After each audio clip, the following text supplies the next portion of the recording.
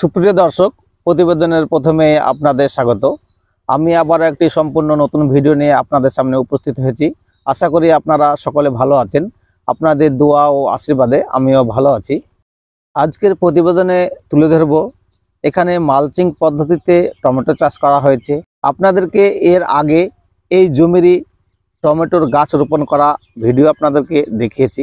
তো আজকে আমি তুলে ধরার চেষ্টা করব সে কিভাবে প্রথম থেকে আজ পর্যন্ত পরিচর্যা করেছে, কি সার দিয়েছে, কি কীটনাশক দিয়েছে, সম্পূর্ণই আপনাদের সামনে তুলে ধরবো। আপনারা ভিডিওটি স্কিপ করবেন না, শেষ পর্যন্ত দেখতে থাকবেন। আর যারা আমার চ্যানেলে প্রথমবার এখন পর্যন্ত আমার চ্যানেলটি সাবস্ক্রাইব করেননি, তাদের কাছে আমার অনুরোধ তার চ্যানেলটিকে সাবস্ক্রাইব করে বেল আইকন বাজিয়ে দিন। যে সমস্ত বন্ধুরা ফেসবুক পেজ থেকে দেখছেন তাদের কাছেও একই রকমভাবে আমার অনুরোধ, আপনারা আমার পেজটিকে ফলো করে দিন। দর্শকবৃন্দু, আমরা কথা না বাড়িয়ে ভিডিওর মূল পর্বে যাই। আমরা এবারে এই জমির মালিকের সঙ্গে কথা বলবো, তার সঙ্গে আপনাদের পরিচয় করে দিব। আপনার নাম কি একটু বলেন? আমার নাম হলো আনিকুল ইসলাম। আর আপনার ঠিকানাটা? ঠিকানা হচ্ছে গ্রামের নাম হচ্ছে ফরিদপুর, থানা রানীতলা, জেলা মুর্শিদাবাদ, পশ্চিমবাংলা। পশ্চিমবঙ্গ। তো আপনি কি এই প্রথমবার এই মালচিং পদ্ধতিতে হ্যাঁ টমেটো চাষ করেছেন? হ্যাঁ।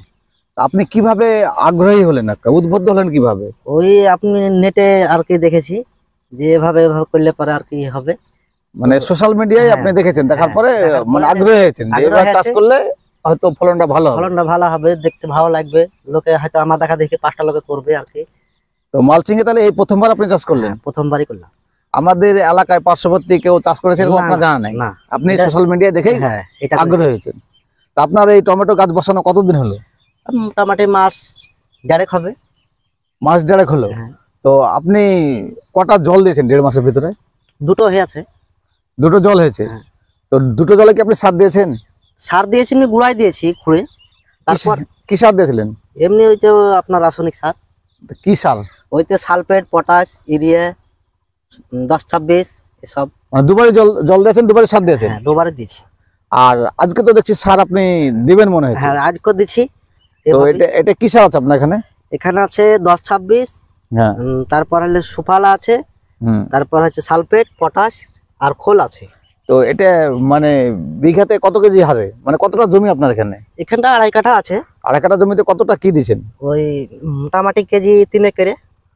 মানে কি 3 kg? Suphala 3 kg, sulphate 3 kg, urea 3 kg, সব 3 কেজি হারে দিচ্ছে আর কি। 3 কেজি হারে? মানে সমস্তই 3 কেজি হারে? সমস্তই 3 কেজি হারে। আপনি যে টমেটোর গাছ বসিয়েছেন, তো এটা একটা গাছ থেকে একটা গাছের দূরত্ব কত, আর লাইন বাই লাইনের দূরত্ব কত? মানে এই গাছটা থেকে এই গাছটার দূরত্বটা কতটা? এটা আর এটা হচ্ছে দূরত্ব হচ্ছে 1.5 ফুট, আর এটা হলো 3 ফুট। 2 ফুট আর 3 ফুট। মানে এটা থেকে এটা হচ্ছে 2 ফিট। হ্যাঁ। আর এখান থেকে এটা হচ্ছে 3 ফুট। 3 ফিট, এই তো? হ্যাঁ। মানে লাইন বাই লাইন হচ্ছে 3 ফিট, আর গাছ বাই গাছের দূরত্ব 2 ফিট। আপনি যে মাচা তৈরি করছেন, এটা লাগানো কতদিন পর থেকে তৈরি শুরু করেছেন আপনি? এটা মোটামুটি মাসখানেক পর থেকে। মানে গাছ একটু বড় হওয়ার পর থেকে? তো এখানে দড়ি টাঙানো রয়েছে, ফট আর কি। এটা কিভাবে উঠবে গাছটা উপরে? এই যে প্রথমে এটা বেঁধে দিলাম। হ্যাঁ, বেঁধে দেওয়ার পর এটার সঙ্গে এভাবে টান করে বেঁধে দিলাম।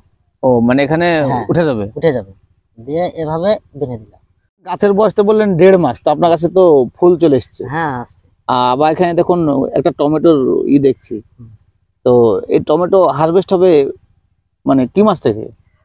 আপনার চৈত মাস থেকে পাকতে শুরু হবে। যে ডাহর বাকে ধরবে, ডাহর বাকে পাকবে, পাকতে পাকতে পাকতে আপনার জ্যৈষ্ঠ আষাঢ় মাস তৈরি চলে যাবে। যেগুলো এক কথা সিজনাল যে টমেটো গুলো আছে ওগুলা শেষ হবে, শেষ হবে, আর এগুলা সংগ্রহ করা শুরু হবে। আর অফ সিজনে দামটা তখন ভালো পাওয়া যাবে। দামটা পাওয়া যাবে ভালো। আপনি যে মালচিং এখানে ব্যবহার করেছেন, তো মালচিং এর সুবিধা একটু বলুন। মালচিংটার ব্যবহার বলতে মাকড় ফুটকিয়ে আপনার গাছে আক্রমণ করতে পারবে না। বিশেষ হচ্ছে এই যে ঘাসটা হচ্ছে জমিতে, ঘাসটা হবে না। আপনার গাছটা ভালো থাকবে, ফলটা ভালো দিবে আর কি। তাছাড়া সেচ কম লাগবে নাকি? হ্যাঁ, সেচ কম লাগবে। তারপরে সার, বিষ, কীটনাশক এগুলো কম লাগবে? এগুলাও কম লাগবে। প্লাস ফলন কি বেশি হবে? হ্যাঁ, ভালো হবে, ফলন ভালো হবে। মানে যেমন টাকা সাশ্রয় হবে একদিক থেকে, বিভিন্ন রকম হয়তো কীটনাশক সার কম লাগবে, জল কম লাগবে, তাছাড়া ফলন বেশি হবে এবং লাভটা বেশি আসবে, মুনাফাটা আপনার বেশি হবে। মানে এই ধারণা করে আপনি চাষ করেছেন? কয়েকটা গাছের গোড়ার দিককার শাখাগুলোকে ভেঙে দিয়েছেন, কি কারণে ভেঙে দিয়েছেন? এই শাখাগুলি ভাঙলে কিনা আপনার যে এই মালটা, এই মালটা আপনার ভালো হবে। এটা ভেঙে দিলে হ্যাঁ, এই যে মালটা মোটা হবে, এটা থাকলে এটা মোটা হবে না। আর এই পাতা কিনে আপনার মাকড়ের আমদানি করে, বুড়ে পাতা এগুলো ভাঙতে হবে। আর মানে যেগুলো অবাঞ্ছিত কথায় হ্যাঁ। পাতাগুলো বয়স হয়ে গেছে, যেগুলো বয়স ছেড়ে ফেলে দেবে, আর নিচের দিকটা শাখা পোশাকগুলো ফেলে দিতে হচ্ছে। ফেলে দিতে হচ্ছে, তাহলে কারণ- এই মাল কিনে আপনার ভালো হবে। মানে যে ফলগুলো ধরে আছে ওগুলো তাড়াতাড়ি হয়তো ভালো- পুষ্ট হবে, পুষ্ট হারভেস্ট হবে। করা যাবে। হ্যাঁ, এই মালগিনা ভাঙার উদ্দেশ্য হলো আপনার এই মালগিনি মোটা হবে। আর এই যে শাখাটা, হ্যাঁ, এই শাখাটা যদি থাকে না, তো মালও ভালো হবে না, আপনার মালও বড় হবে না, কিন্তু অযথায় সার খাবে। আর এই মালগিনিকে একটু দুর্বল করে দিবে, মোটা হবে না, মানে গাছের ক্ষতি করবে, গাছের ক্ষতি করবে। ও নিজে খাবার খেয়ে ফেলবে হ্যাঁ, এবং হ্যাঁ। ফল ভালো দিবে না, কিন্তু গাছের ক্ষতি করবে। হ্যাঁ, গাছের ক্ষতি করবে, তার জন্য এগুলাকে ভেঙে দিতে হবে। আপনি যেখানে বাঁশের খুঁটি পুঁতেছেন মাচা তৈরি করার জন্য, তো এটা কত ফিট পর পর বসানো রয়েছে? 9 ফিট পর পর। মানে একটা খুঁটি থেকে আরেকটা খুঁটির হ্যাঁ, দূরত্ব 9 9 ফিট। ফিট।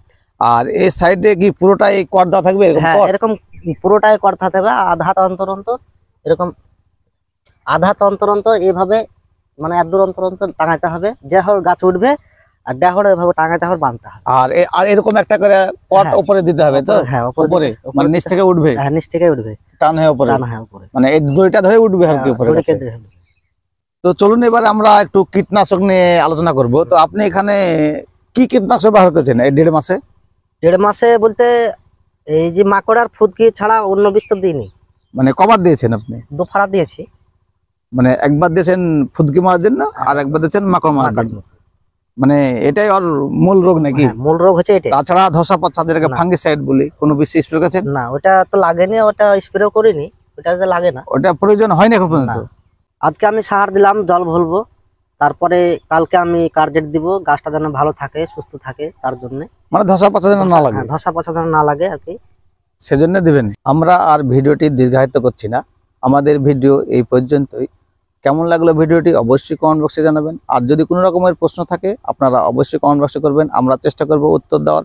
পরবর্তী ভিডিও নিয়ে আসা পর্যন্ত ভালো থাকবেন, সুস্থ থাকবেন, ধন্যবাদ।